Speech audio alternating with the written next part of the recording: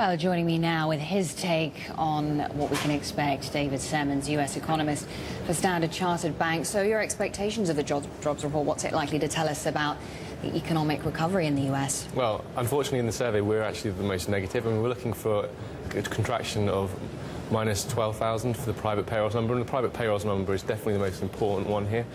You've got the headline number, which is still being pulled down from people getting fired from the census, and we're looking for that to be minus 162,000, and that's obviously very bad for an economy the size of the US. I mean, you've got 120 million people in the workforce, but when you're not really seeing any great aggressive hiring coming out of the firms, it's hard to get excited. Even if this was plus 200, it's still hard to get excited because the people are coming into the labour force now at a rate of around 200, 300,000 in the long run. At the moment, you're seeing people leaving the labour force because they're discouraged, which is what is actually holding unemployment below the 10% mark.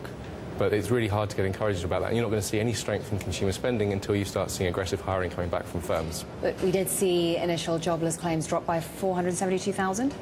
Well, they dropped to 470,000. I mean, it's a rounding error, really, within an economy of that sort of size. And 472,000 people signing on that week, it's a massive number. And when you look at total claimants is still around the 10 million mark because you have continuing claims, emergency benefits and extended benefits.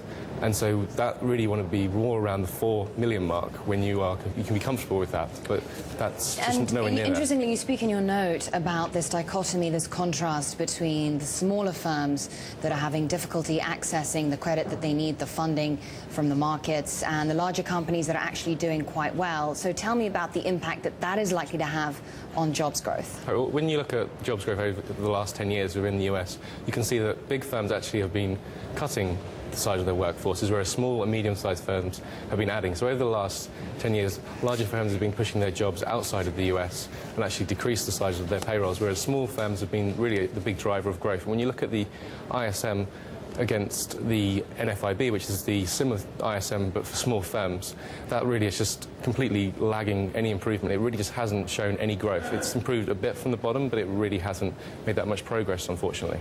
Now, some indications from the Federal Reserve, Ben Bernanke speaking in Jackson Hole recently, indicating that the option for another round for further quantitative easing stimulus measures is a possibility. What, if anything, can be done to spur further growth and jobs in the US?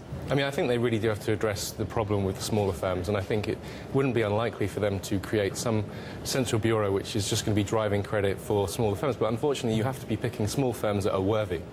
Just lending to small firms because they're small firms and you're hoping that's going to drive growth could get us back into the problem that we had before of just giving money to people who didn't necessarily deserve it. Ultimately, credit should go to people who deserve it, and that's what will get us out of this problem. You can't just throw money at the problem and hope it works. You have to throw money selectively at the problem. So is your expectation that we will see further QE? Yes, we're looking for further QE before by the end of the first quarter of next year. What you want to be seeing, what you would expect to be seeing, is the fact that the second half of this year is going to be very bleak. But the Fed isn't ready. I mean, they don't want to do it as a rush. They would rather avoid it if they can, but if they are forced to do it, they're definitely ready to do it. Right. And also this, of course, having a very significant impact on consumer spending as well. Yes, I mean, when you look at consumer spending, it tends to come back relatively well after a recession because people start feeling confident, you start seeing hiring. You're not seeing hiring. People are still basically depressed. There's no positivity within the consumer. It's hard for them to get any more negative than they are at the moment. We are away from the very bottom, but they're not really any significant steps away from where they have been. So again, I go back to my question of what can be done at a time when we've had billions pumped into the economy, interest rates at record lows. What more can they do? Are the markets convinced that the Fed has the tools, the necessary, policy tools to tackle this? Unfortunately, it's just going to be time is going to be the greatest healer. You just need to let this work through the system. For instance, when the government provided the housing tax credit, that delayed all the pain in the housing market, and it just really dragged the problem out, which you're seeing now. You had March, April, and May. Okay, the data's been reasonable, but the problem is now the data that's coming through is terrible. It's going to all-time record lows, and that's simply because the government interfered, provided the tax credit, and incentivized people to buy homes. And that's pulled all the consumption forward out of the second half of this year. You're not really going to expect the second half of this year to do anything in the housing market. So, poor unemployment, weak consumer spending, a weak housing market. What does all this mean for the recovery, ultimately? Unfortunately, it's going to be a slow and steady grind. there's nothing I can give you a positive spin on it. I would like to. Okay, well, David Semmens, thank you so much. Appreciate your time, your analysis.